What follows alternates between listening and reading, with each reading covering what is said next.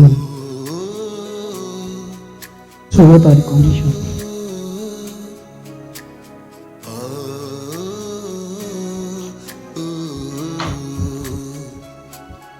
My condition is very simple.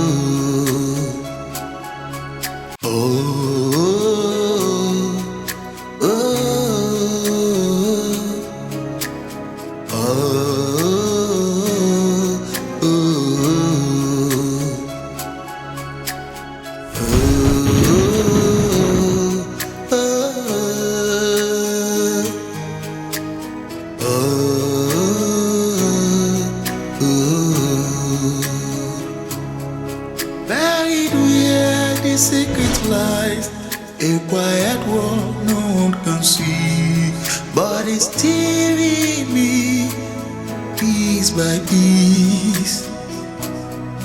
Who is saving now from the fear of unspoken?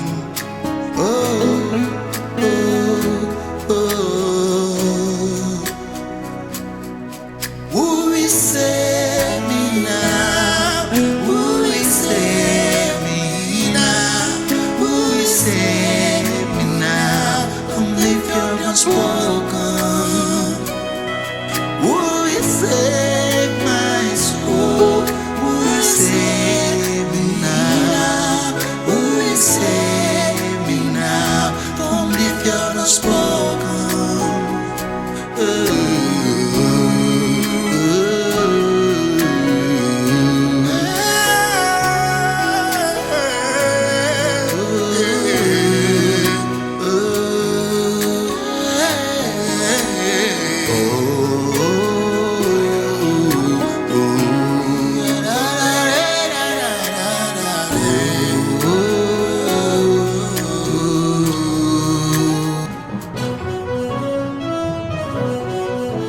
Hello and welcome to our brief news package at CTV. I am Tunde Ajibola Johnson.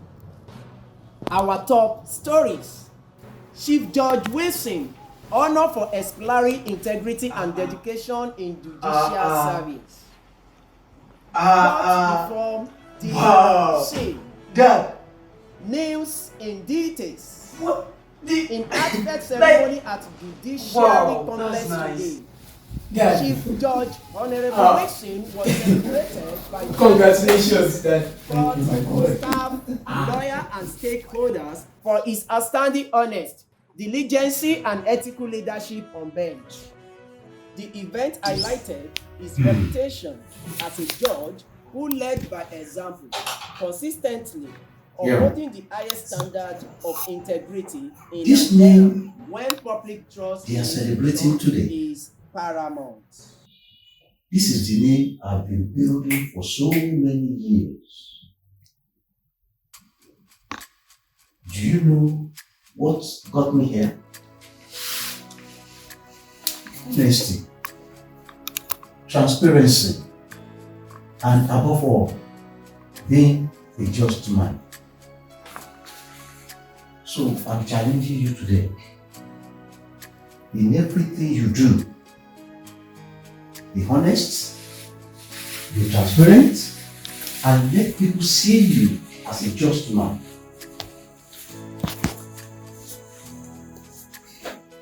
Are you getting my point? That is the only way you can be celebrated. And listen to me. No matter what happens, don't ever shift your ground and call white black. You know, no matter what will happen, I will never allow anything to tarnish my image, nor affect the relationship that I've been building for so many years. Not even that. Yes. So, have it behind your mind that there is what we call law of karma.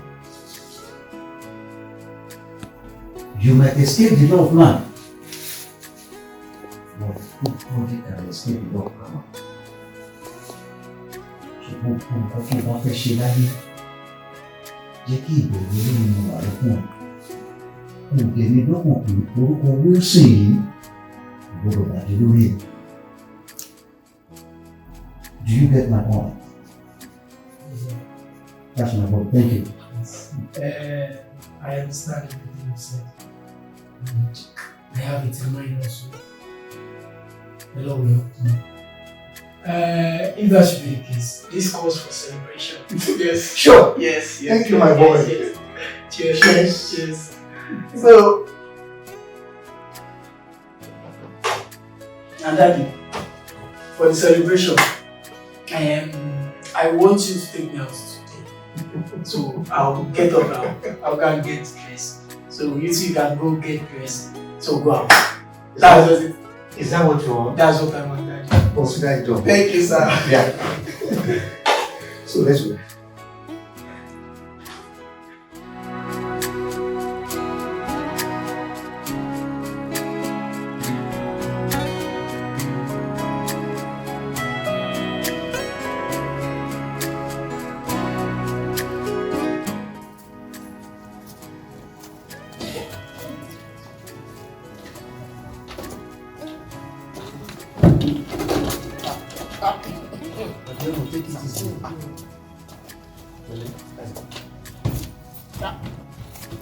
So, mo ṣe ń lọ ìdánwò yìí o, ẹ ṣe jẹ́jẹ́, so èmi náà máa pè yín, so ẹ ṣe jẹ́jẹ́ o, kò dẹ̀ mọ́ tó tàbí owó yìí. Ẹ ṣe bí? Àti sọ mi lọ́wọ́.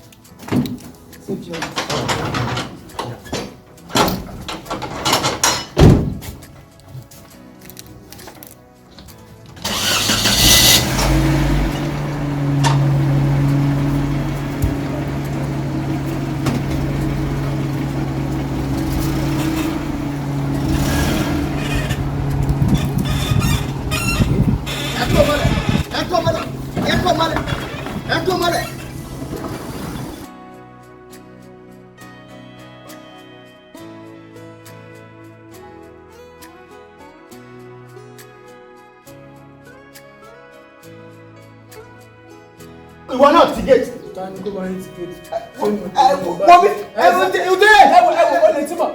Èrò ẹgbẹ́ pẹ́ òun tí mo fẹ́ sọ. Ohun tí dáàdì sọ ń gbàdọ̀ lọ́dún pẹ́. Kó o gbọ́n sí mi lẹ́nu. Pé ohun tí mo bá sọ ìwọ àrùn nù. Wọ́n ní kí n gbọ́ràn sí ilẹ̀ wọ́n ní kẹ́ ẹ tọ́jú mi lọ́sọ̀ọ́. Ó yá lọ gbóúnjẹ tó máa jẹ wá. Gbogbo ẹ̀rọ kí ni ẹ̀ lọ agbọ́dọ̀ máa test. Kí n gbóúnjẹ tí mo máa jẹ wá. Kí n tó pẹ́ tọ́jú mi. Ó gbọ́dọ̀ yẹ kó. Wípé tó ń kí mi jáde. Nítorí pé ó ní máa tọ́jú ẹ̀. Orí pé oúnjẹ tí mo wá fẹ́ jẹ ẹ ti wá fẹ́ bẹ̀rẹ̀. Nínú ẹlẹ́dẹ̀ ló ná ọ̀dẹ̀.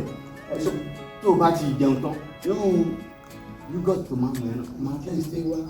Gbogbo ohun tó wà nílé yìí tẹ́sí. Àwọn onídẹ̀ ti padà lè ní báyìí. Ti lè gbàdé náà. Ó dá pé ibi báyìí nìkan lọ ní. Ẹ bá ṣàtìṣe tán gbogbo ibi tẹ́ máa ń fúgbó mẹ́ẹ̀ gbogbo bẹ̀yẹn kọ́kọ́ lọ ṣe náà kẹ́ tó jẹun. Wọ́n ní kẹ́ tọ́jú mi lọ́sọ̀ọ́ ẹjọ́. Wọ́n rẹ̀ jẹ́ pé bí dáàdì ṣe jáde tí mo ti òbí máa enjoy. Punishment ni dáàdì tó jáde yìí. Ẹ ṣé o máa fi mí lẹ̀ máa lọ ní. Arọ ni. Ṣé o ò mojú mi? Arọ ni.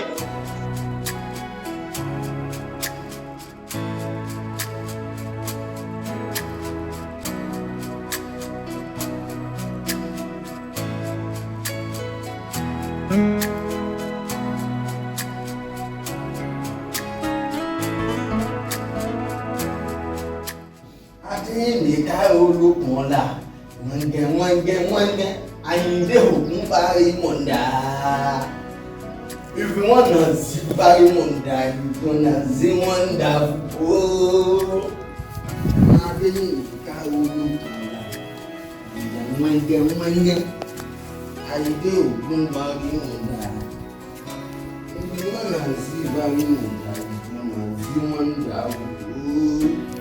Ṣé ẹ fẹ́ kọrin àbí ẹ fẹ́ kọrin? Ọmọ.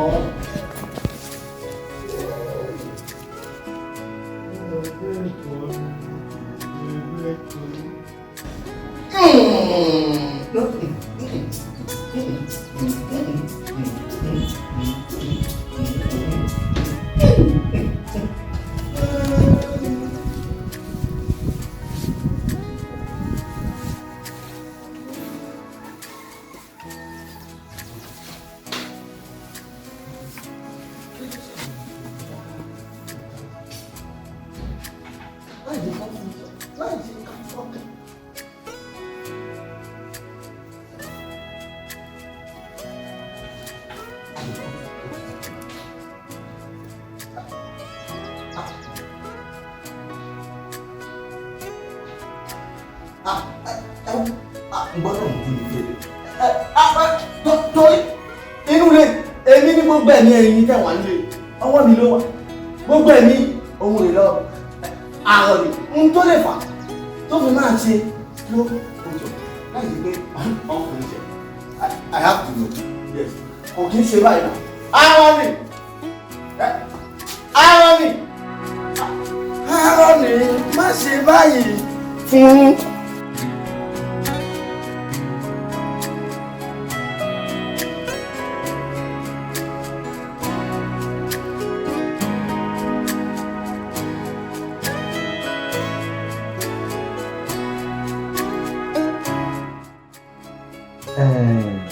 Bí ọ̀nà ta ó ló fẹ́ rí mi.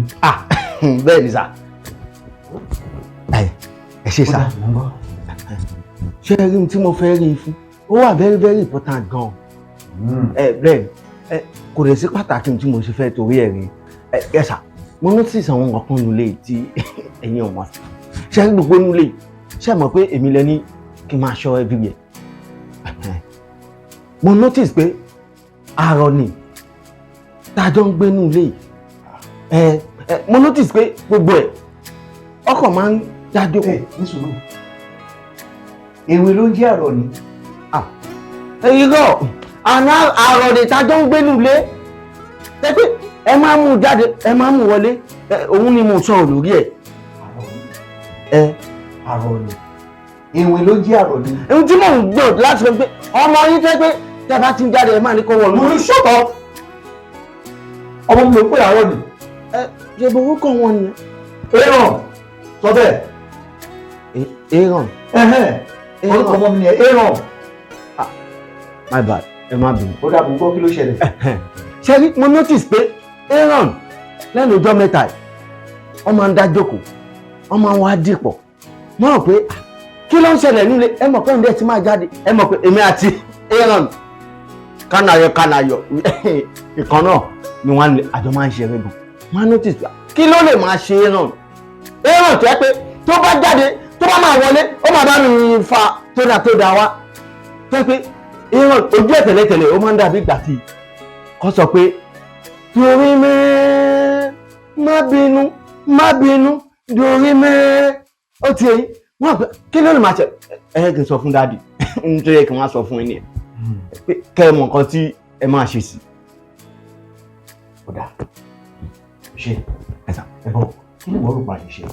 ẹ ṣe ní tí mo rò gangan ni pé kẹ́ ẹ wá èèyàn tó súnmọ́ yín dáadáa kẹ́ ẹ wá tí Aaron lẹ́gbẹ̀ẹ́ kọ́jọ́ má ṣe wọlé wọ̀dé kọ́jọ́ má dáwọ̀kẹ́ ṣe gbogbo ẹ̀ tó bá jọ ń dáwọ̀kẹ́ ẹ pé gbogbo ohun tí òun lẹ̀ yìí ó máa kó lẹ̀. bí ọ̀nà sà láti ìgbà tí mo ti mọ̀ ẹ́ ìgbà àkọ́kọ́ tó máa sọ nǹkan tó wú mi lórí lélẹ̀. mo deserve gift ni ẹ. ṣe ẹ̀sà Fún nǹkan tó bá mi sọ, mo ṣèlérí fún ẹ. Lójúṣẹ́ lórí. Kò sí bó ṣe lè gẹ̀ kò ní bàjẹ́ fún yín. Ẹ ní wíìkì, ẹ ní nọ́ọ̀kì, ẹ ní láàkì, ẹ ní sláàkì. Ẹ má mú mílíkì kẹ́rẹ́ máa mílíkì. Dáadáa ni. O lè bẹ̀rẹ̀ sẹ́kù iṣẹ́ ẹ. Náà tí ò rò bẹ́ẹ̀ tẹ́lẹ̀ náà. Ó ti yé mi.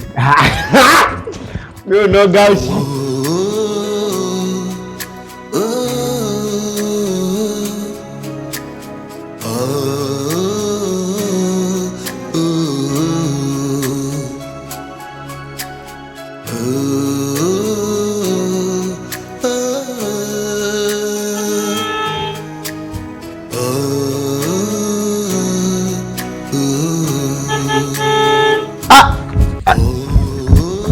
Ọ̀gá ti dé.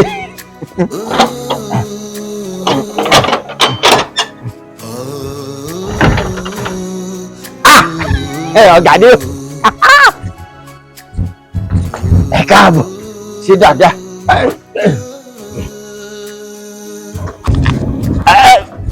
Ẹ gà.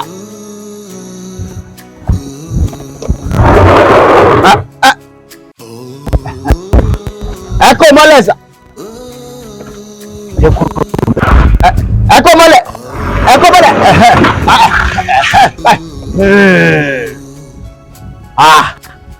Shansa.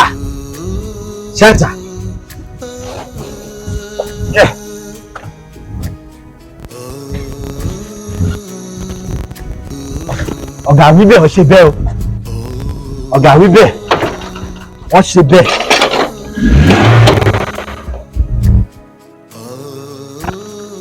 Shansa. Ẹ káàbọ̀ sà. Bí ọ̀nà. Báwo ni? Dáadáa sà, ẹ sọ bẹ́ẹ̀ sà, ẹ ṣe bẹ́ẹ̀. Ẹ wá sà.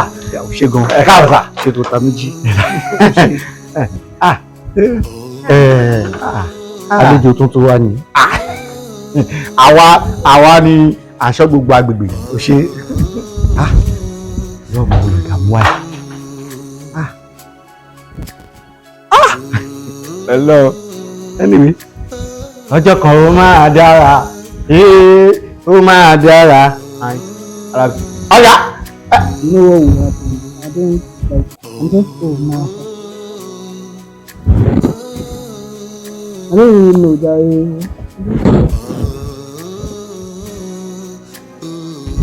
I don't feel like.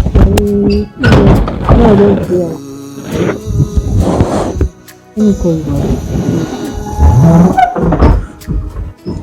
Hello, how are you?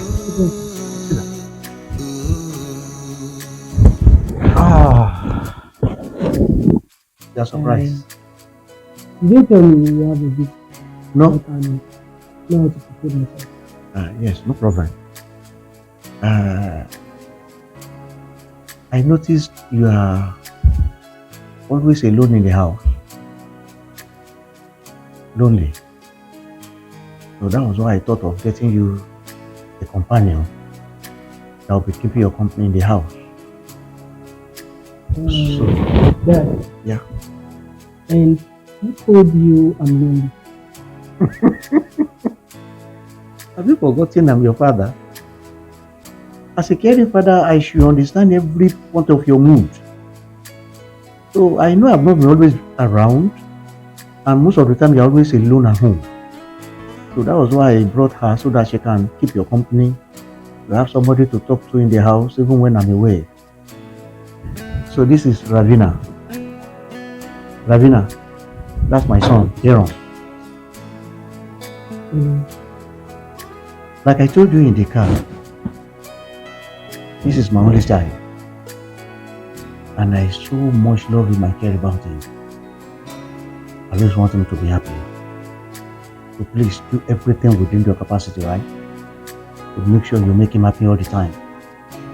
Whatever he wants, please do it for him, okay? Right. Okay. So, I will have to go back to the office. I still have some issues to attend to. I may come late, but rest assured that I will come back. All right. So, bye.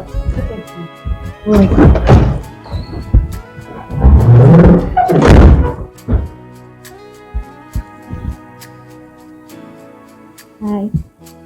Hello. I'm good. Your name? Lavina, right? Aaron.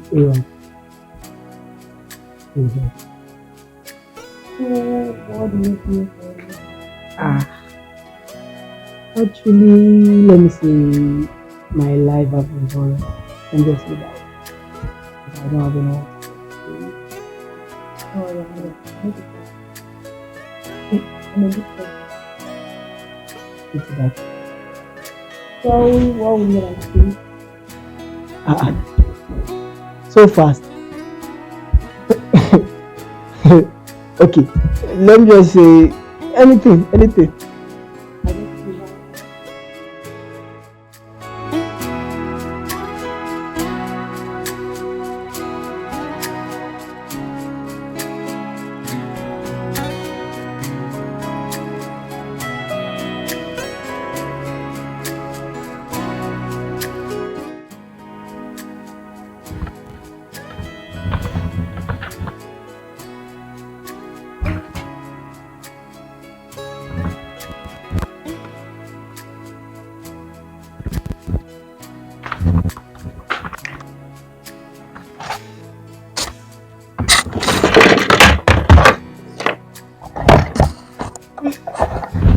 Built.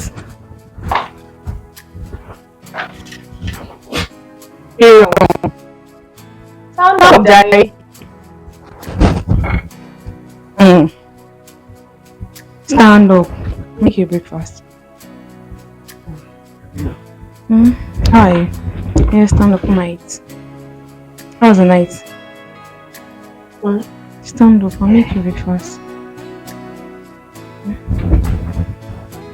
Stand up now. Say you're doing like a lady.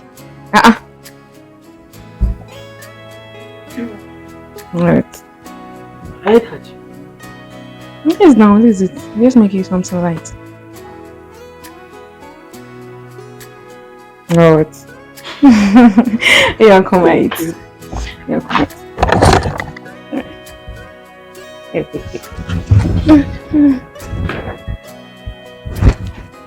You like it? I make it the way you like it.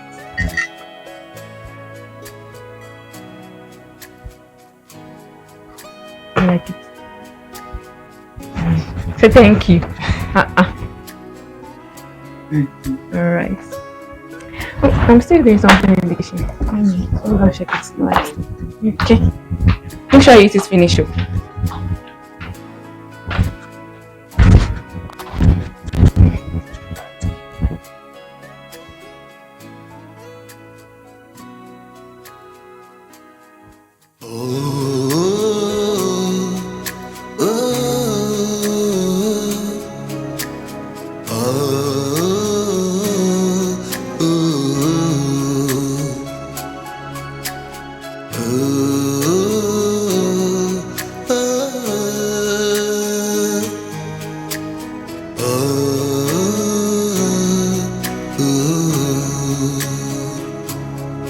Buried where the secret lies, a quiet world no one can see, but it's steering me piece by piece.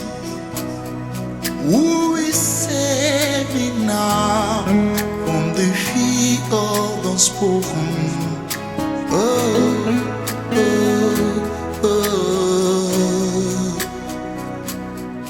Who is save me now?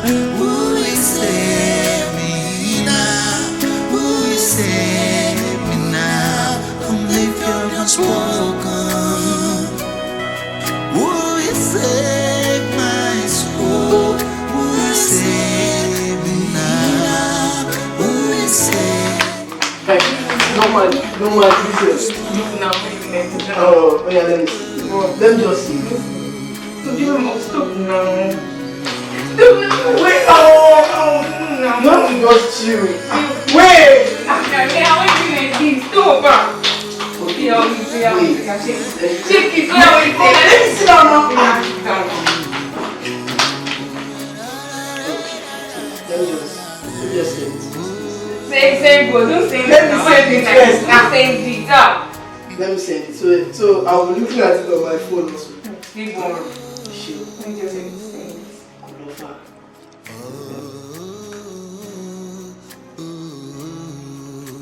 Hero, who is this? Who is Who is who? I don't trust you. Hey, okay. I will say more than that. Who is who? I don't trust you. I don't understand what you are saying. Sorry. Oh! I'll tell you something. So, do you know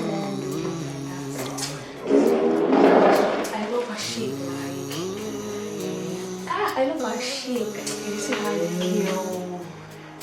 Oh no, just man like you. Okay, what is that the reason why you are telling me? Yes, now. Otiwamu zero.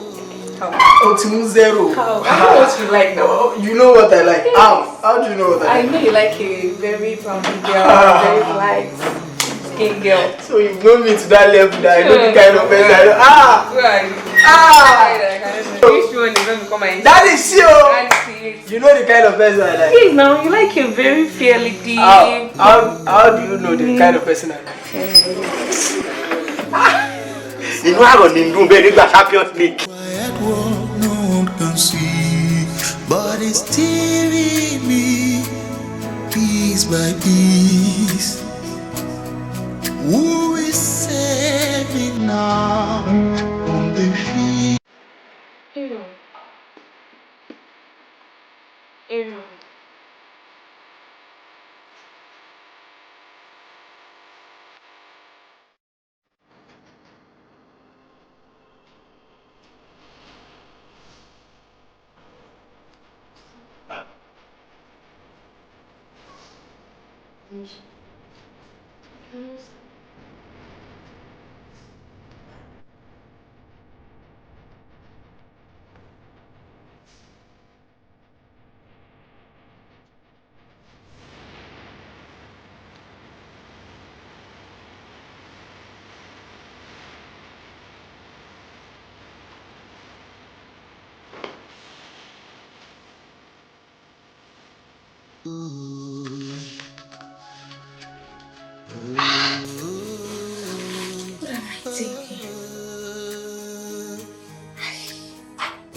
Why falling in love with him? Does he feel the same way? I need to find out. I need to find out. I hope you feel the same way. It's just so. I hope so.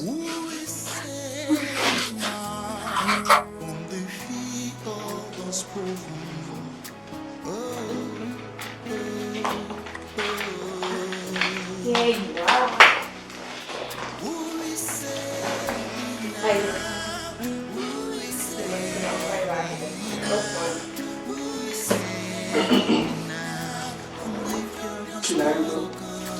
Because this one that you came in, oh, listen, what just say, look to what? Definitely there's something wrong. What's that? There is. Anyway, I want to ask a question. I knew it. Mo ṣe rò pé kò lè bá nǹkan dé lọ́fẹ̀ẹ́ náà. Oya, listen.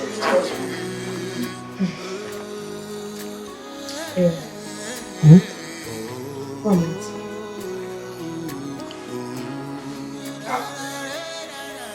No, mind.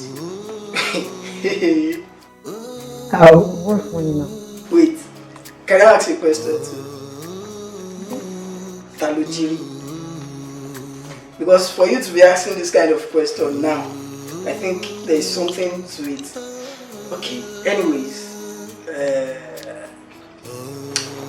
you are my PA, my personal bodyguard, someone that I know that, okay, hey, if it's in me, you just go straight, you prepare something for me to eat.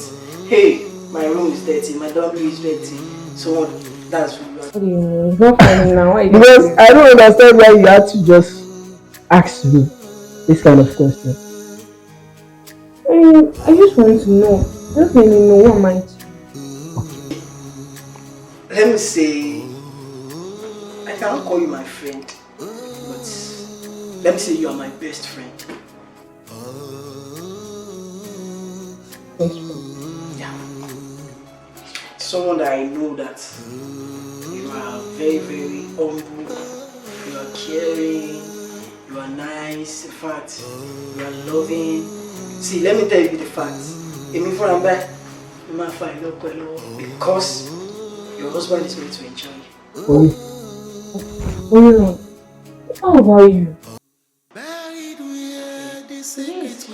I said it now, I'm your friend, even I'm your brother self. Give me friend, I'm back. My mom will back.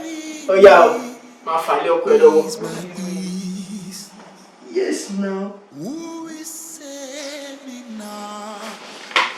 Aaron, are you being serious? I'm just your friend.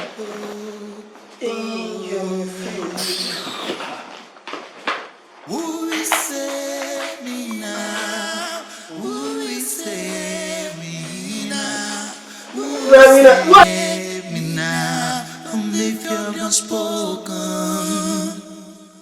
Who will save my soul? Who will save me now? Who will save me Aaron. Daddy. I can see you are so cheerful now. Yes, I understand.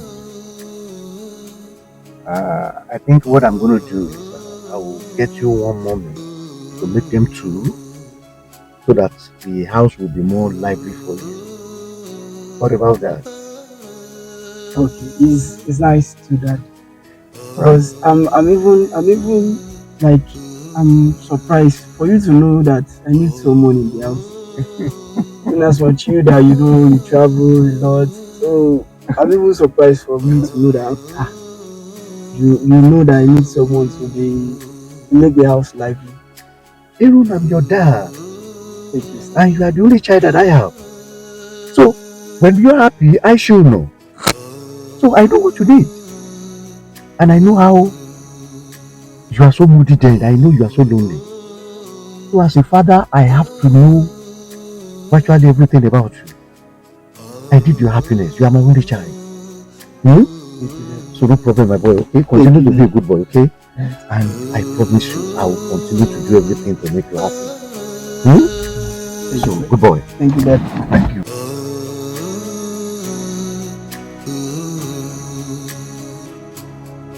buried where the secret lies, a quiet world no one can see, but it's still in me, piece by piece. Who is saving now from the feet of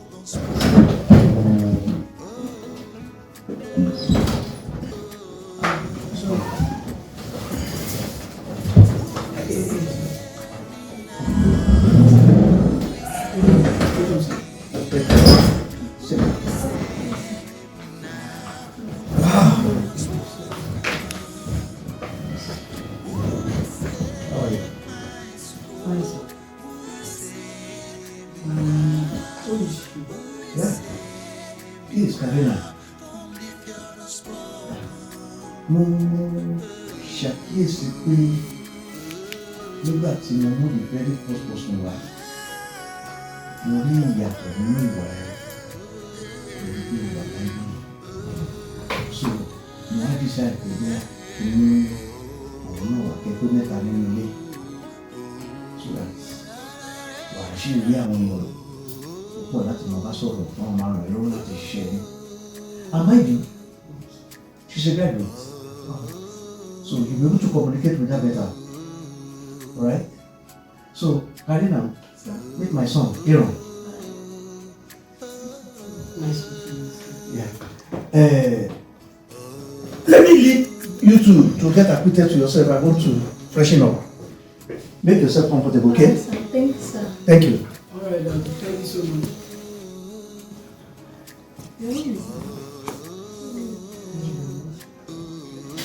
You're welcome. You're welcome aboard. It's nice meeting you. What is the name? Aaron. I love the name though. Thank you. It's nice.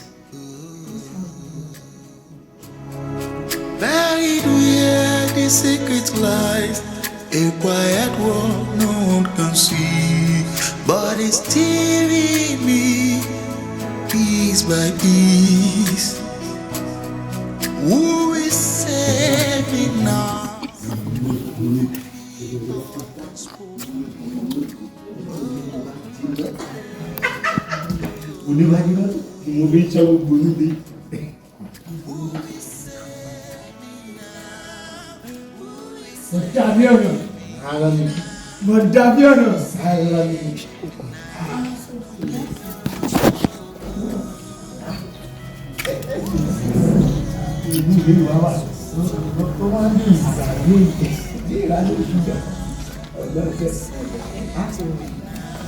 Let's go for it.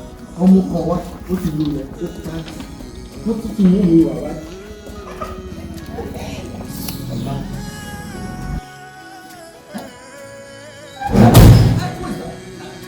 Who is here?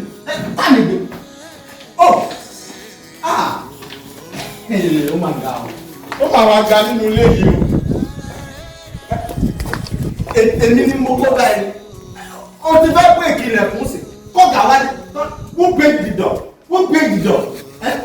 Ọ̀nà àwọn fẹ́ fi owó oṣù mi ṣe ilẹ̀. Ṣé mi mo kó báyìí?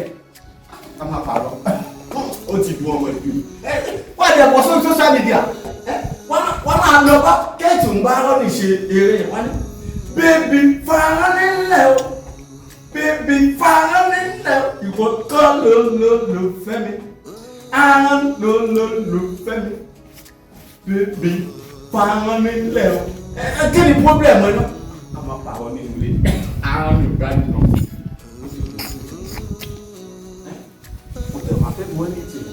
Ó ti lò ní tó ti wá fẹ́ fún mi. Èmi kan tí ló bá dé tí má gba sálárì tọ́kọ́ fún mi sálárì oṣù tí má bọ́ sínú tọ̀.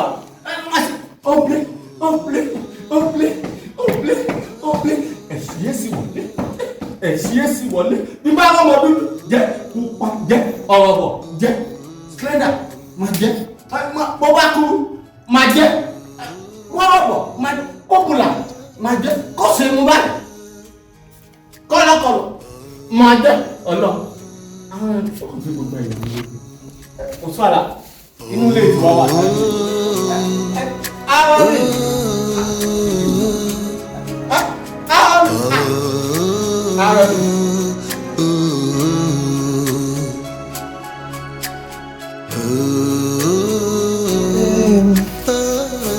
I don't understand what you are doing right now. What's taking you so long? Okay. Boy, that doesn't make you to stay long like this. You know, I'm missing you already.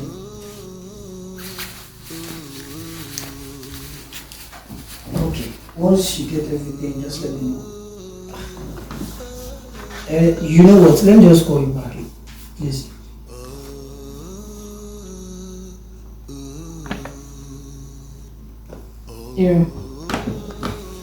Aaron. I'm in a little Kavina, ẹ̀mẹ́ta ni. A pè ní lọ́nà jíjìn. Ewu làbọ̀rọ̀ pé ní bí ẹni tó dákú. tó wà wá dákú.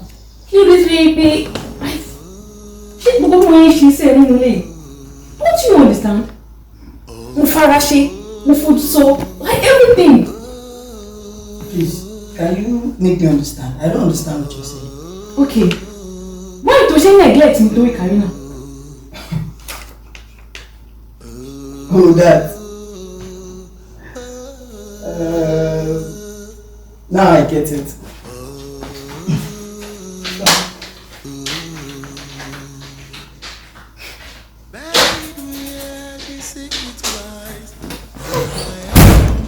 Karina. Okay. Who is saving now from the fear of the unspoken? Oh.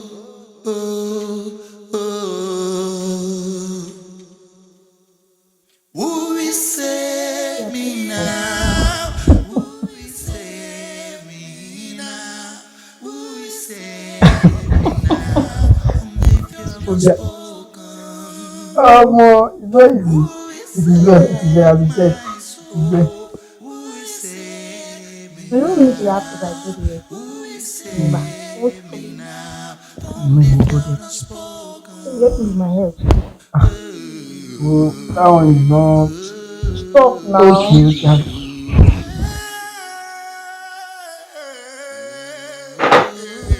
Okay. Rabina, Hey, good afternoon. I'm fine. what's going on? Nothing. I thought you said you are busy. I'm busy. Why won't I be busy? Where is your attitude coming from? Like how? I don't understand. As well now. What's your attitude? Yes, I'm with you.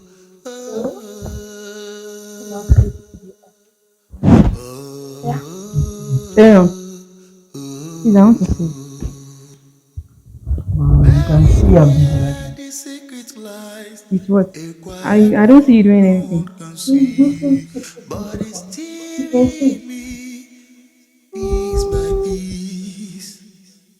Everyone, I want to see you.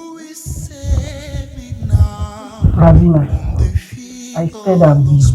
You are busy, right? What else do you want? You are busy.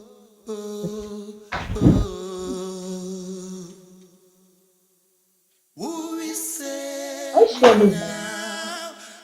I don't know what's wrong with that. It's not always like that. If we do this code up for this, Let me take your phone to take.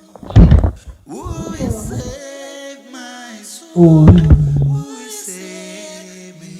She's doing her own. You started your own. Well, are you? Let me help you out for you. I'm serious. Just leave her. Let me help you out. I'll go for her. I'm not interested. I will. Wait now. Go for her. Sorry now. Let me Yeah, help. cool, bro.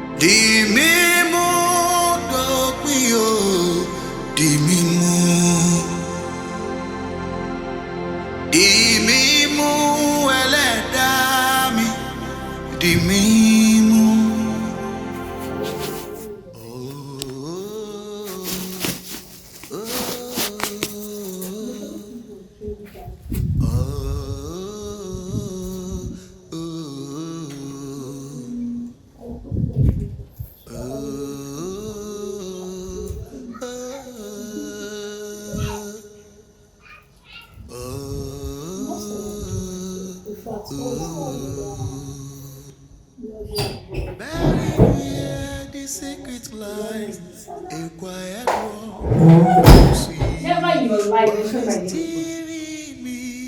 Having a what's your name? No, face me. Why are you mentioning my name? Can't you talk? So, what, my name is the only thing that you can say in this house. As you can see, I was literally on floor.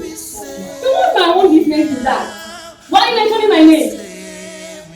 See, mind yourself in this house. Never in your life. What did I say? Never in your life mention my name in this house.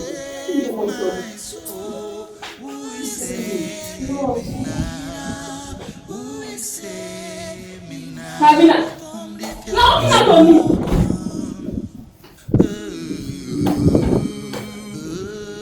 Wow.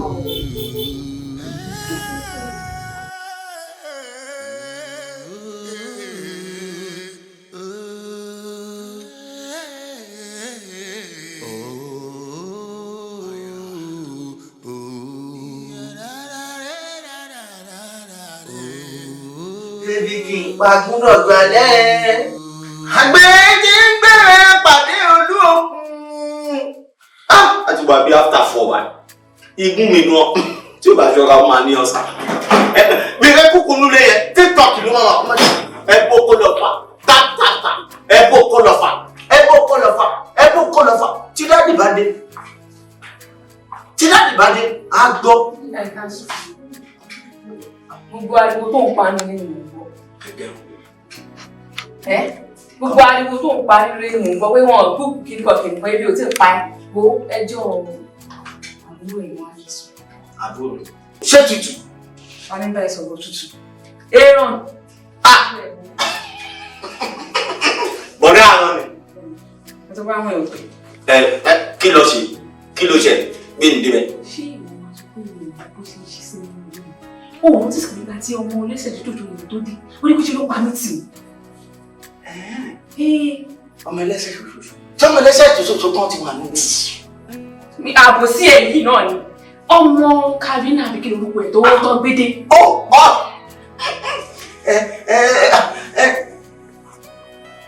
Wọ́n rẹ̀ bá yé mi dáadáa. Ó sọ pé ó ti pa àwọn tí. Ìṣe bẹ́ẹ̀ sì jọ ń sọ̀rọ̀.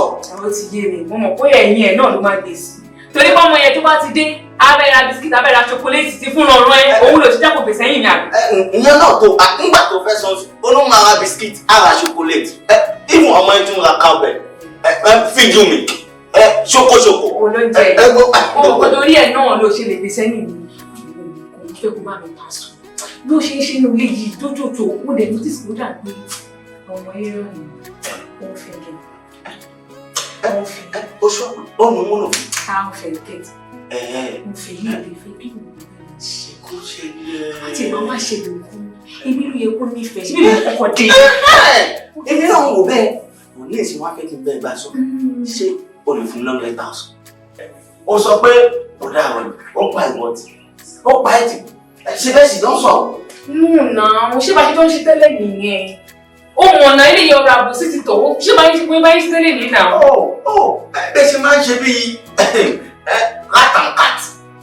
Tẹ́lẹ̀tẹ́lẹ̀ kò rí bẹ́ẹ̀ mọ́. Owó náà rí pé kò rí bẹ́ẹ̀ mọ́. Ẹ ti wọ́n fún àìlú transformation gbà. Bíi ti báwo? Ó ní òun ṣe ìkọ̀kan fún. Sórí ilé ayé táwa. Ọlọ́run tó dá wa. Ó ti dẹ́ni tó máa fẹ́ wa. Tó bá lọ máa fẹ́, tó bá lọ́jọ́ alẹ́, tó bá padà nínú ẹ̀, tó ẹ̀ kó sọ gbogbo ojú ẹ̀ ní wọ́n ti ń bà. Tó jẹ́ bẹ̀rẹ̀ sí ní kúkàn kúkàn. Ẹ̀rọ ṣe wá jẹ́ kọ́lọ̀ tó ga ni. Kí ni tó ṣe dé ìlú tó yẹ pé ìlú ó yẹ kí eré ọ̀nà ìfẹ́ tó ṣe jẹ́ pé ọmọ ọlẹ́sẹ̀ tó ṣoṣù pẹ̀lú ẹ̀yẹ ló. Ó lọ máa bá sọ. Oṣù ọ̀. Máa bá sọ. Tó o bá bá sọ̀rọ̀ oúnjẹ inú ilé yìí, ó lè mọ̀ pé tí fún lọ́rọ̀ ní ẹ́. Ṣé o máa bá mi bá sọ̀rọ̀ àbó ní bá sọ̀rọ̀? Máa bá sọ. Even mo ti bá sọ. Even mo ti bá sọ. Ó ti gbọ́. Ó gbọ́ ẹ padà bí. Yí ẹ dá. Ẹ ọ ṣe wípé ẹ̀rọ náà kò mọ tó dáa yàtọ̀ sí ní tí ò dá. Ó gbé wọ̀kùnà. Òun gbọ́ ìdínà ṣẹ́gbà ìgbìlẹ̀ rẹ̀. Ìsìnkànbá. Ẹ̀rọ ó ti pa ọ̀bùlà tì yẹn. Ó jẹ́ ayé ẹ̀ lọ. Ó wá mú ká ó ń lo òfin mi. Ṣé ọ̀dà ìgbà tó tutù ni? Mo lè bẹ fà fún 12. Ṣé ọjọ́ tutù ni? Bọ̀dà bí ọ̀nà ni mò ń jẹ́ ilé ayé ni mò ń gbé. Orí bẹ́ẹ̀dì mò ń sùn ilé ìwé mo ti ń wẹ̀ ní kéèsì ìdónú. Bẹ́ẹ̀dì wọn nínú bíbá. Tí alálẹ́ bá ní kí Aaron ta sẹ́nu lé ọlọ́sùn òní jẹ́. Tọ́lọ́sùn bá accept tó gbà bọ̀dẹ̀. Aláàárọ̀ ò ní gbà fún. Ẹ̀dùn ṣé mo bá ìjọ mọ́? Mo ní kó wá kó akẹ́mi àtẹ̀jọ́ máa ṣe lọ́bẹ̀ jù. I love you baby. Ìmírí. Mo ṣe dà. Òun á ná yín. Kọ́ni ta sí ẹnu lé. Aaron kò dàbí ọ̀nà. Ọmọ mi gbogbo wa ń gbé. Gbogbo.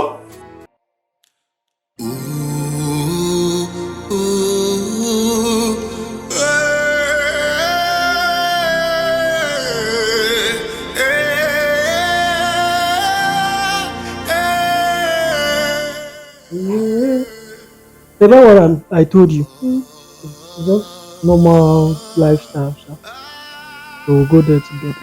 Normal lifestyle. Easy. Yeah, I think really. You don't want normal lifestyle. Hey, now we just want to go there to chill, just to live our life. It's not hot because you yourself you are too expensive. Let me say you are too expensive. You like expensive things.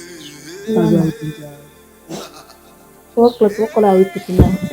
the clothes we bought for the last event we bought. Okay, that's the cloth we're picking now. Okay, okay.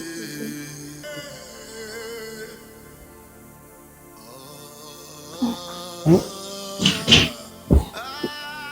What's No wrong? problem, it's also alright. What's wrong? This one you are Actually sleeping. really sleepy. By this time, What happened? you slept all afternoon. You're not telling me that you are feeling sleepy again. Do you have any assignment? Even though if I don't have any assignment, I won't sleep. You slept all afternoon. And moreover, I've done all my work. What am I going to do again? Since you've done it, so does that mean you want to go and sleep now? You are not sleeping. You are not sleeping. Are you for real? Yes, you are not sleeping. Please sleep. I need Take to your sleep. phone. Take your phone. Let's watch a movie. Let's watch. Eh? Let's watch from okay. For my no, take your phone. Let's watch. Okay. Come here.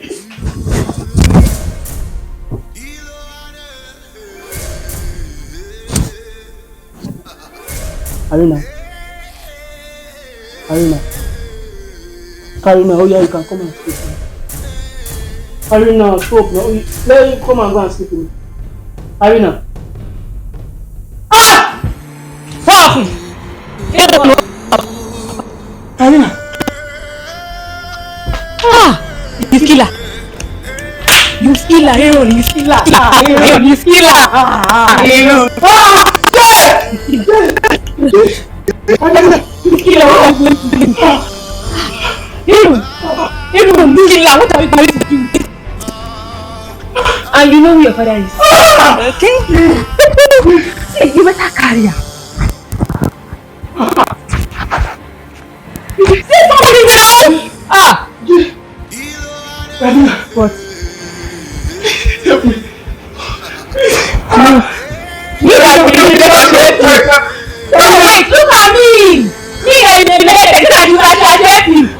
I don't think you're alright. What should we do? Please just You're asking me. Answer now! You're asking her. Then answer. Please. Let's do that aside, please. What can we do that now, please? Please help me, please. I think I want to do like you now. I will also neglect you. And you know me, father. I don't know. Please help Please help me. Jojo, just help me out, please. I will do everything, whatever you want. I will do whatever you want for you, please. Please, just help me. Are you sure? Yes. Let's just pack and go and throw her in. No. Okay, leave her there. Leave her. Yeah. See, you're very funny on this day. You're very funny. Let her talk. Let's carry her. Hey, don't shout at me. Like, oh, don't shout at me. Let's carry her. You should carry her. Please. Roja. Give leg. Carry her.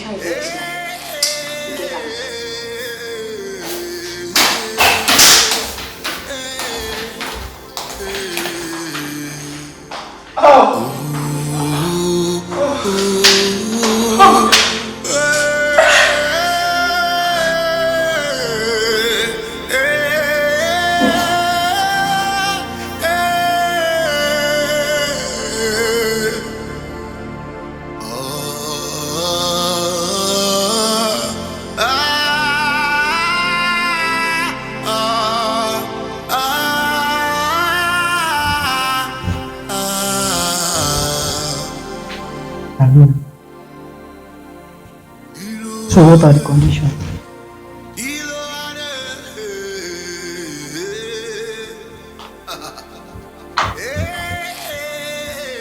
My condition is very simple. We are just going to swap. Nǹkan tó bá jẹ́ ti ẹni nílé, a lè tẹ̀lé. Then the role I'm playing in this house is very simple. I don't think I can do this. You don't think you can? Because I don't understand. What do you mean by we are going to swap role? How? I don't think I can do it. It's not possible. Okay, you cannot do it, right? Then you're going to face the law. You don't give me any other choice than to tell your dad.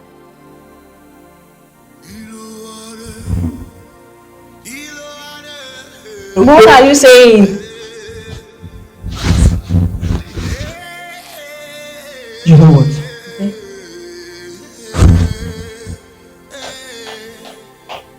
Okay, it's fine. I'll do it. You will what? I will do it. You will do it. Better.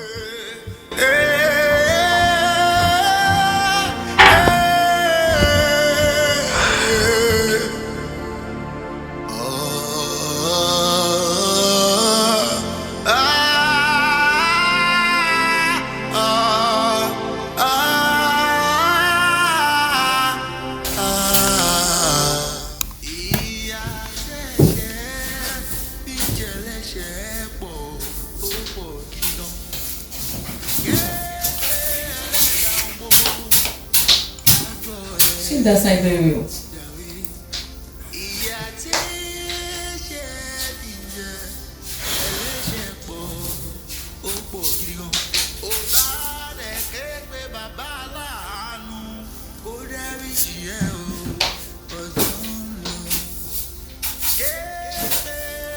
Yes, because I don't know what you are doing since morning.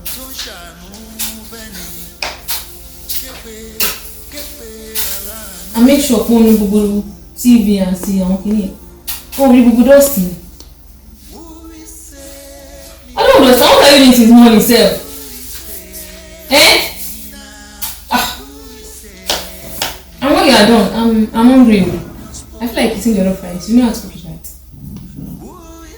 I don't know how to cook. You don't know how to cook what? I don't know how to cook. You will know how to cook it.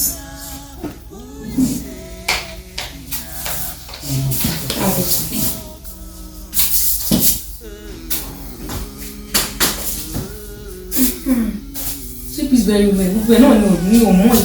Eh? See what you are sweeping now, you're wrong. Eh?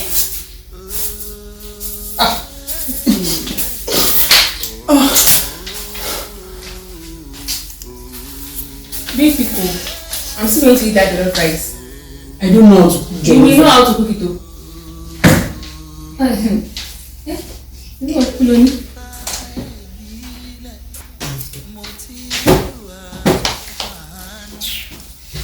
Check that corner.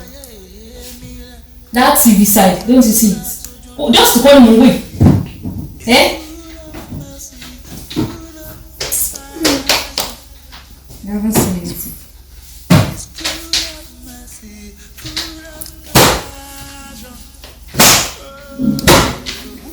Are you blind? I think more personal lesson in Jane. What do you say? Sorry.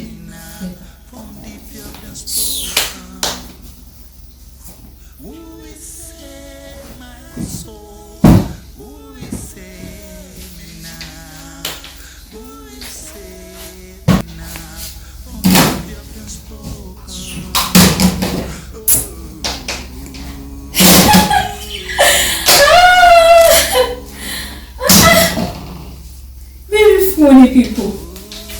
I don't think they're okay. You want to see me here?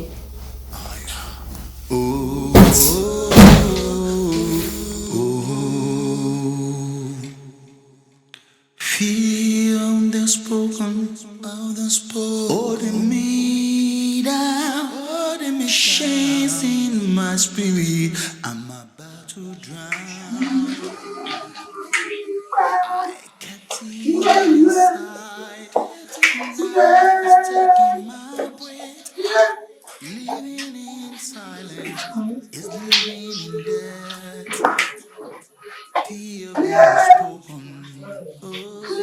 Stealing my peace, stealing my peace. Every moment hide, every moment won't cease. Who will save me now? Who will save me now? Who will save me now? From the future spoken. Who will save me? Who will save me now? Who will save me now? From the future spoken. Àwọn nìkan ló nù lẹ̀. Sójú mi máa máa tán. Àwọn nìkan ló nù lẹ̀ tó ń sìn tó wọlé lọ yìí. Ẹ̀dùn ilẹ̀ ló dán gbìnrin. Kọ́ pé agbálẹ̀ gan pé ó yá agbálẹ̀ kò lè mú wírí. Àrùn níṣe ni. Kí ló lè fà? What can fà? Àrùn nílẹ̀. Ó gbọ́dọ̀ ní ìrètí. Ẹ nà. Àrùn nílẹ̀.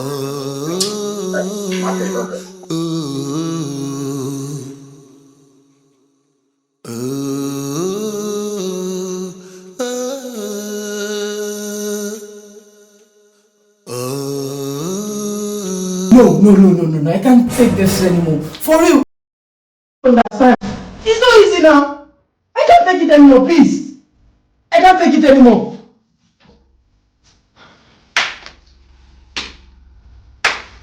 Wow. So let's go up now. You now have things now. You have grown now. You can talk anyhow. Abi? Wait. Have you forgotten who your father is?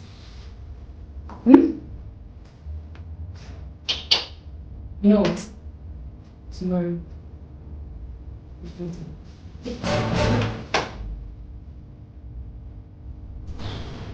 Sorry.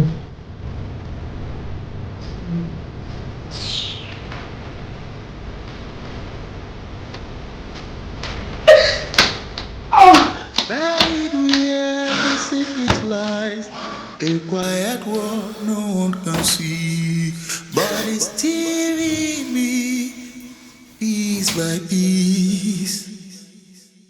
Who will save me now from the fear of the unspoken? Oh, oh, oh. Who will save me now? Who will save me now? Where are you? It's been like that. I think I need to act smart. So the pure more act smart more. I need to play my game well. If you can put me on and get out.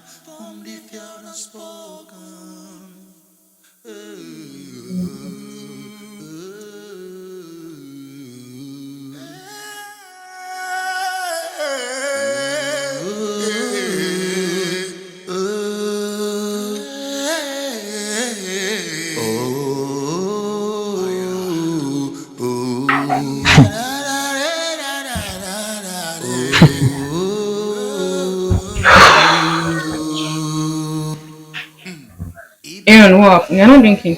What happened? Oh, really? I should drink. And you know what is going on? Please, I'm not here for any drama, please. What you brought me here for? Just let's say it and let's get out of here, please. Aaron, calm down. Calm down. See, I realize all my mistakes. And I know what I've been doing is very wrong. And I'm very sorry if I might offended you in any way. Now you know. Really? Now you know. Now you know that all what you've been doing is very, very wrong. But you keep doing it. For whose sake? Can you calm down, for God's sake? Please, I'm not abroad here. Even if I'm going to be taking some water in my face so now. Okay. Go. You know what, Aaron? I want to get out of your life forever. And this last time, I'm not coming back. But I need one thing from you. It's just a little change. I need just 50 million from you. And I will get out of your life. I'm very serious. From you. Please, can you what? Like 50 million. 50 million? Yeah. Are you out of your mind? What do you mean? Wait. Can you calm down? See, how you are going to get that 50 million? Where you are going to get it from? I don't care anymore. At least this is a very little change. With your father's standard, it's very little. Not 50 million now. See, Now, because my father has the money, even if my father can afford that 50 million, why am I to afford 50 million? I don't care, Aaron. How you are going to get it? I don't care. Just get that 50 million and I'll get out of your life, yeah? Lavina!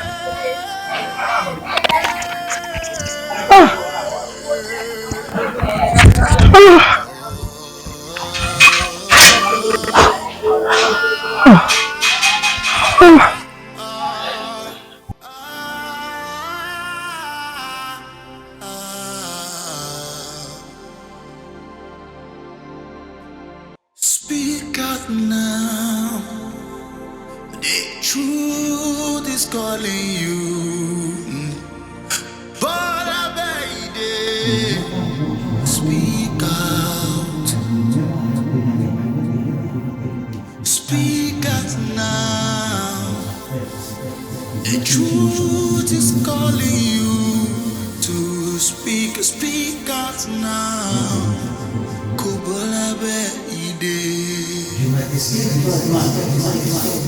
Speak out now.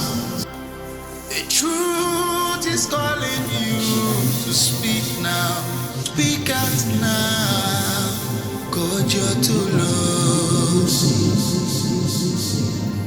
As I speak out now, the Lord is calling you to confess your sins. Speak out now, today. Speak out now.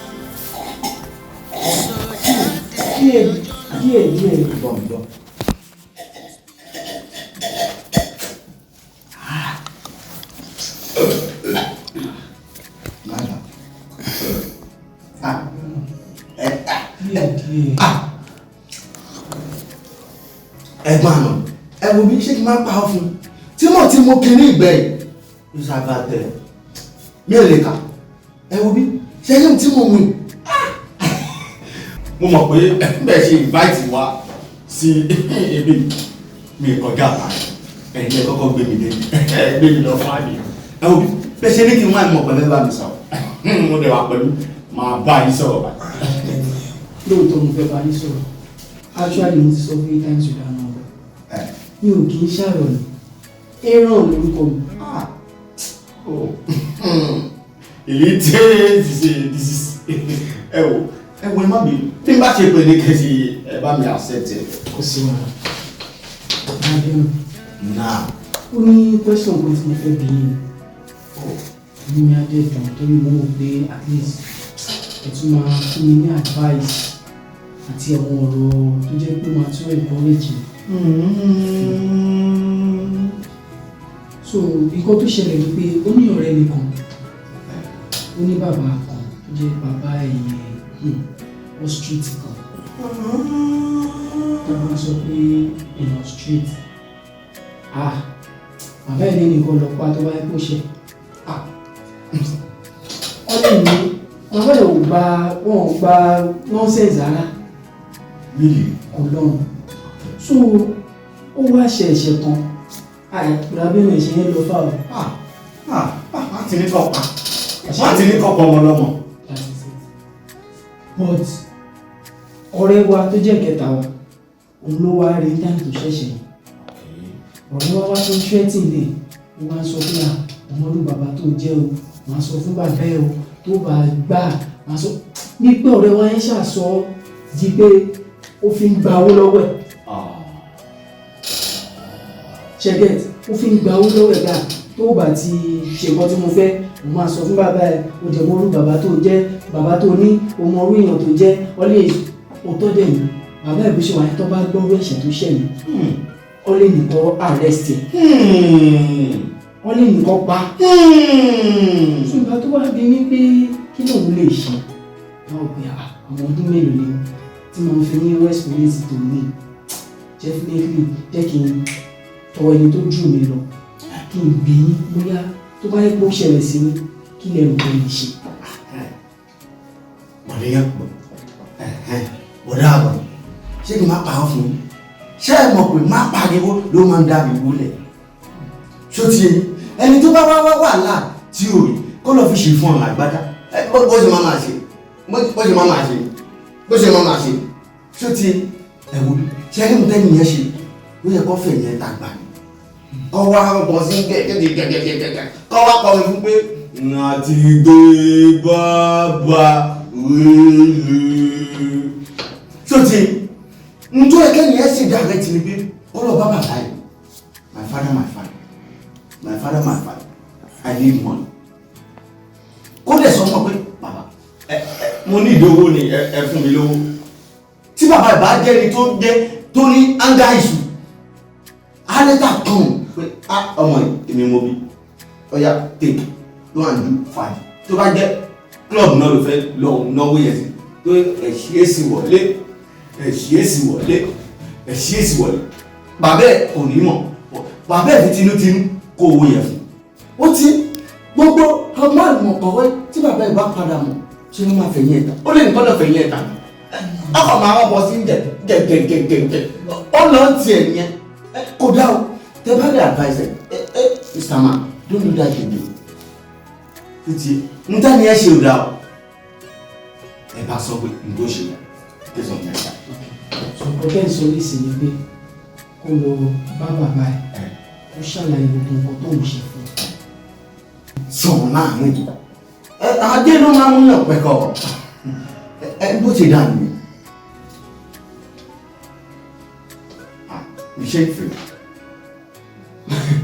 kò sí kankan ẹ mọ̀ mo kàn ń try láti ronú ẹgbẹ́ gbé kalẹ̀ fún so that a lè fi understand because ẹ mọ̀ ẹ̀rù yẹn wà lára ẹ̀ pé tó bá lọ bá bàbá òun kí ló fẹ́ sọ onílù kóhun so mo wá ń try láti ro mo ṣe fẹ́ gbé kalẹ̀ fún ó ṣàlọ́ bá bàbá ẹ̀ kó sọ fún bàbá balance question. ẹ ní sùúrù ṣé ẹ máa lè juice ẹ̀ tí máa rí kàtọ̀. kàtọ̀ bí ti bá wò. èrò mi tó ń jó ó ń jó lórí omi ni. ẹ lè rí kàtọ̀ pé máa rí díẹ̀. ayé jẹ ìyá ayé dùn jẹ ìyá Ayé ló jẹ jìyà lọ.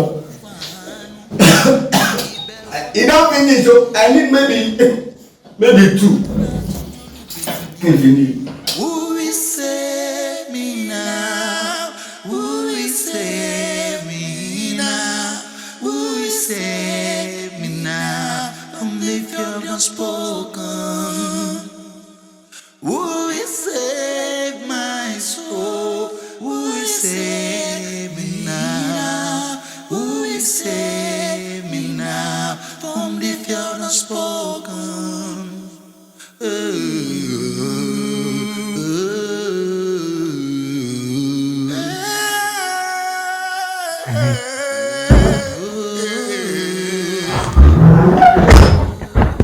Daddy. Boy. Yeah, thank you. Daddy, Yes. I want to see you. Urgent? Yes. Urgent?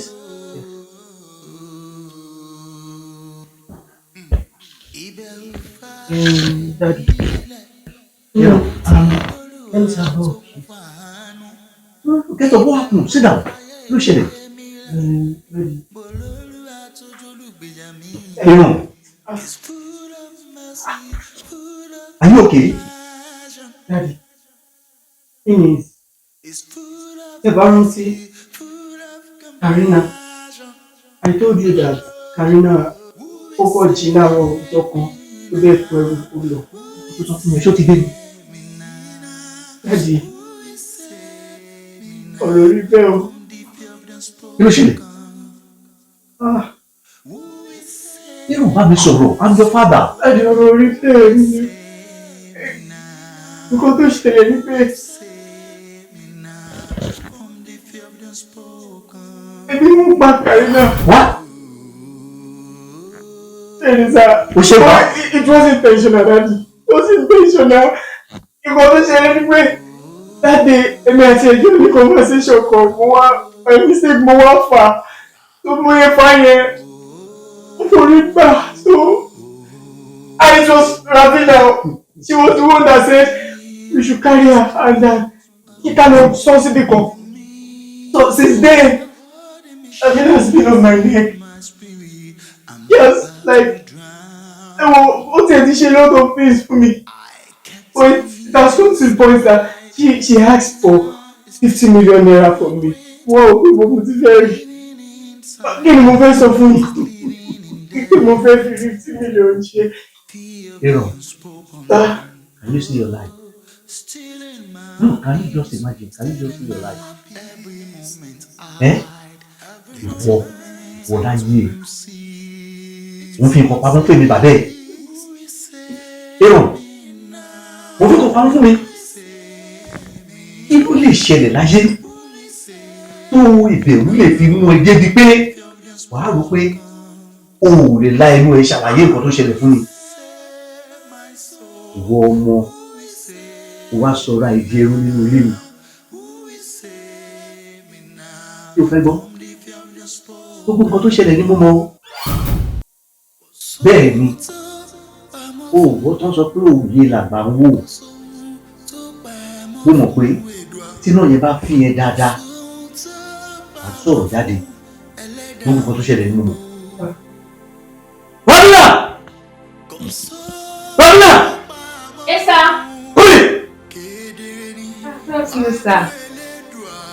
You are welcome, sir. Kò ní fẹ́ràn kò ní ẹ́. Bẹ́ẹ̀ ni aláìmoore ẹ̀dá ni ẹ́. Kí ni mo ṣe sí dáadé ní ìdílé kí ni? Tí o ti gbà bí mo ṣe rí ẹni mo rí ẹ nígbà tí o ò jẹ́ nǹkan kan. Mo mú ẹ wọlé mo sọ àwọn òbí ẹ̀ di èèyàn.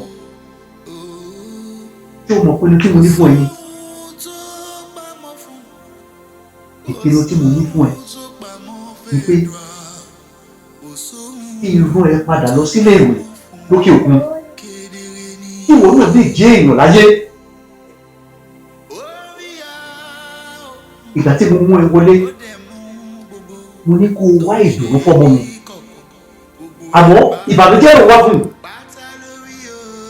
ìwọ ẹrú tí mo mú wọlé ó wá fẹ́ sọ̀rọ̀ ẹ̀dọ́mọ kò ṣeé ṣe bẹ́ẹ̀ ni kò ṣeé ṣe nítorí kò sí bí ìgúnpá alágbàṣe ṣe lè kù tó ẹni tó ju iṣẹ́ fún lọ̀gá ẹ̀.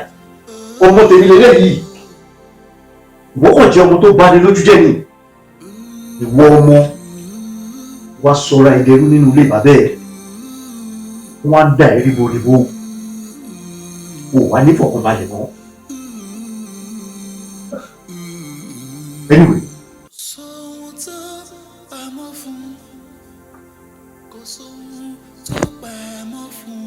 Àrínà kú bẹ́ẹ̀ ni ní ọjọ́ tí ìṣẹ̀lẹ̀ yẹn ṣẹlẹ̀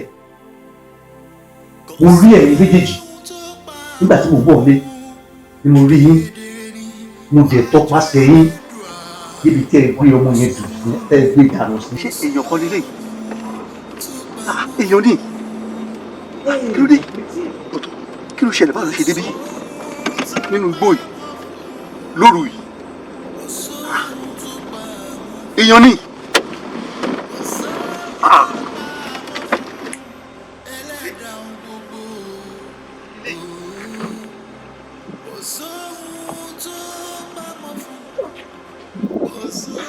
jẹ́ Àrínà kí ló ṣe mí jẹ́ ta ni màá pè ta ló bàbá mi gbé kí ló ṣẹlẹ̀ Àrínà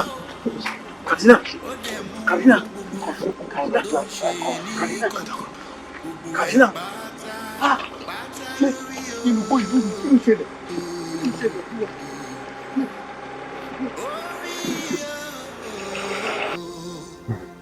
Bele, I believe you are perfectly okay now, and I'm so happy. You know what? I want you to stay here for now. Yes, don't worry. You are still coming back to join us. But mo máa fẹ́ kó ṣe farapamọ́ síbí báyìí díẹ̀ náà. Ṣùgbọ́n, everything that will make you comfortable, I will make sure I bring it to you. But Karina, there is one thing you are not telling me. What actually happened between you and Neil? I want to know. Tell me the truth. What happened?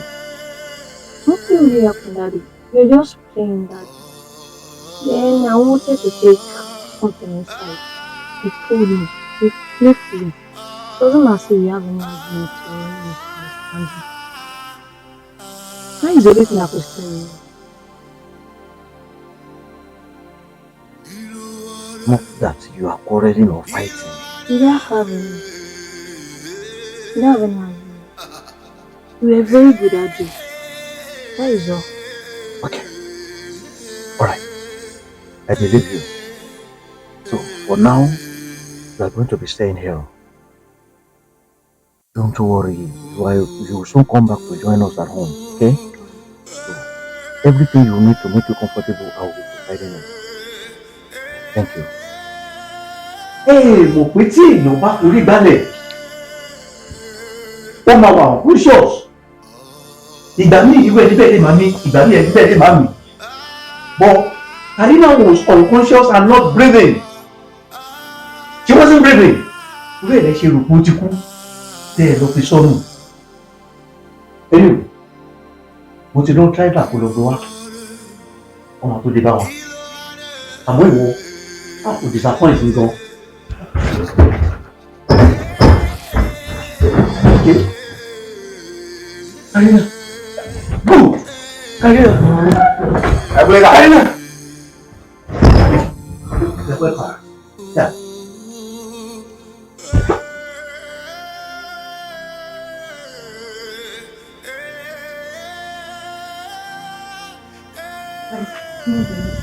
Iṣẹ́ ìṣìní gan. Bẹ́ẹ̀ni. Iṣẹ́ ìṣìní mi náà mọ́. Ojú tí mo dì í. Kí n tó là bí ọ̀nà sá. Èyí tó kéde àtò tó fúyẹ́ nínú ẹrù ọmọ. Má bínú sáré ní ìta. Ẹ̀jẹ̀ má bínú sáré jọ sáré ní. Ẹ wo ẹ̀rọ òwò tẹ́lẹ̀. Gbà bọ́ọ̀ tí mo rí ẹ̀sọ́. Èṣù ní iṣẹ́ èṣù ní ìta. Ọlọ́gbọ̀dọ̀ lẹ́sìn yẹ́wọ̀dọ̀ ọ̀rọ̀ báyìí bọ́ọ̀lù dáadáa. Ìyá tí ó lè tó wáyà pọ̀ tún Jésù jẹ ó má jẹ́ pé wọ́n ló máa jẹ́ o tí ó ti yẹ ẹ̀rọ nínú wọ̀ wọ́n Jésù náà ti ń bọ̀ o listen yẹ́sà ẹ̀rù ẹ̀ ó kú dáadọ́ ok wọ́n gbà báyìí. Mo bá tó títí alọ́bẹ̀ ó tètè yàn sí àgbà ó ti bọ́ sà wọ́n ní ẹni àti ẹ̀ pé kó ṣe tèmi ìlà ọ̀rọ̀ ẹ ti yé mi ẹ̀sà ọ̀run lé yẹn lọ àtẹ̀tún pí ètò àtẹ̀tún tóbi nínú ẹ̀rọ ẹ̀ tó bá mi kókó lẹ́nu gate kò ní ẹrù tó wúwo ṣàbọ̀dé lọ fún wa lẹ́nu ẹ̀ ó tiẹ̀ dá ó tiẹ̀ dá.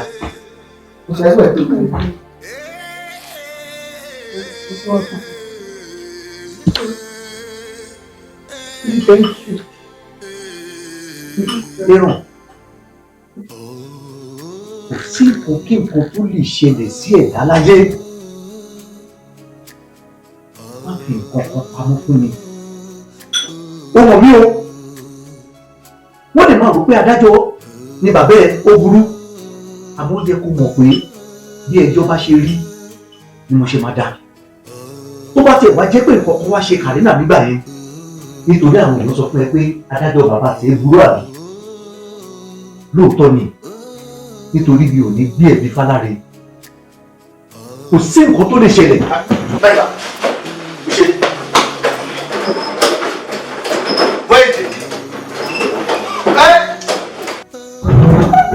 Bí ẹjọ́ bá ṣe rí èmi ṣe máa dá ó tiẹ̀ wá jẹ́ pé ìdàkejì náà ló ṣẹlẹ̀ mi ò lè ní kí wọ́n pa ẹ́ mi ò lè rán ẹ lẹ́wọ̀n nítorí mo mọ̀ pé àṣìṣe ni wá sọ̀rọ̀ ẹ̀ nínú ìlú ìbàdàn yọ̀nà ṣe mo dúpẹ́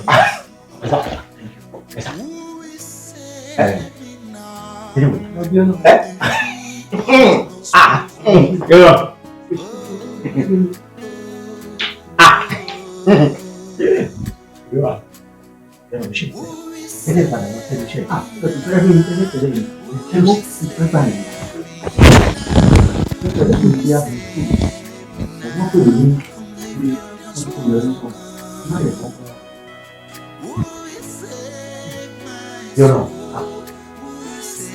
ṣe pẹ̀lú ọmọ fi ṣẹlẹ̀. Èmi mọ̀ pé Olúwa ló ń sọ nílé tó Olúwa ló ń sọ àgùntàn níta ẹ̀yin kì yóò ṣe aláìní ọmọ ilé ìbílẹ̀ nípa pẹ̀kọ́ tó ti ọkàn yín náà nítorí òótọ́ rẹ̀ gbogbo ẹ̀ nínú ilé.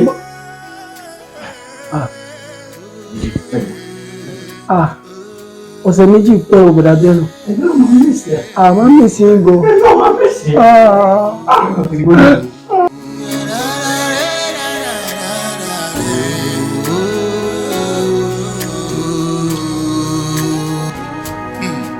Ìbẹ̀rù fa ẹ̀mí lẹ̀ mo ti lólùwà tó kún fún àánú ìbẹ̀rù ojú fáyé yọ̀nà ó sáré níbi iṣẹ́ a lè mọ́nítọ̀ àwọn àbúrò ẹ̀ o àmì náà kò bẹ̀ gbọ́dọ̀ sí lọ́pọ̀ Yẹ́sà ẹ lórí ẹ̀ bọ̀ ọ̀sà ìkọ́ kì í kọ́ bala ilẹ̀ ìkọ́ kì í kọ́ mẹ́gbẹ̀ náà lẹ́sẹ̀. ẹ̀rọ ẹ̀gbọ́n sáré lọ́pọ̀ tó bá níbi ẹni kò ẹ̀kọ́ ẹ̀ Kàrínà àwọn ṣe ń jọ Ọ̀sà yẹ́sà stop.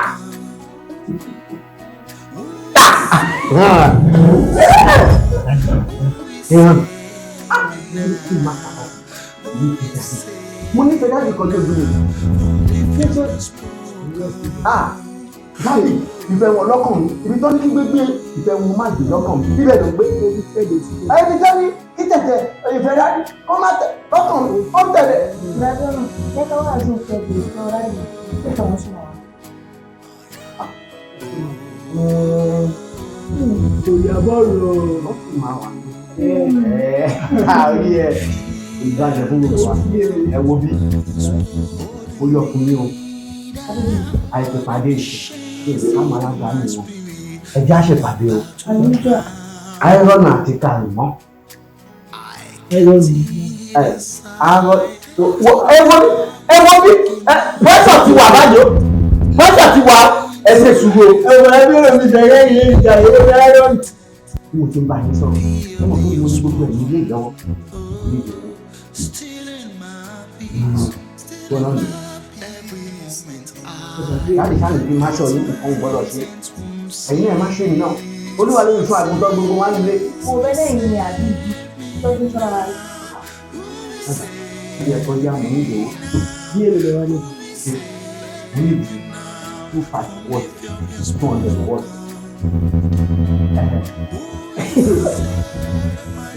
25 lọ́wọ́ mi. 200 lọ́wọ́ mi.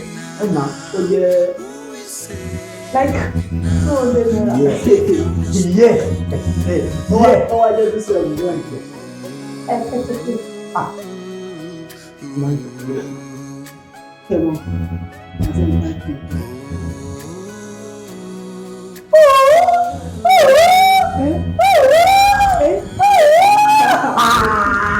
kò ní bọ́jẹ̀ lè jẹ kò ní bàjẹ́ fún ẹ. Kí lè fẹ́ fi tún sẹ́wọ̀n òun fẹ́ bí? Títí bọ́ mi ṣe pọ̀ gbogbo ẹ fẹ́ ṣe ìfọwọ́ ìfẹ́ fún ìwà conduit mu. Ẹ nà conduit. Kọ́jú ti mú. Ìṣe Ṣé kọ́jú ni wọ́n fi tún sẹ́wọ̀n clear?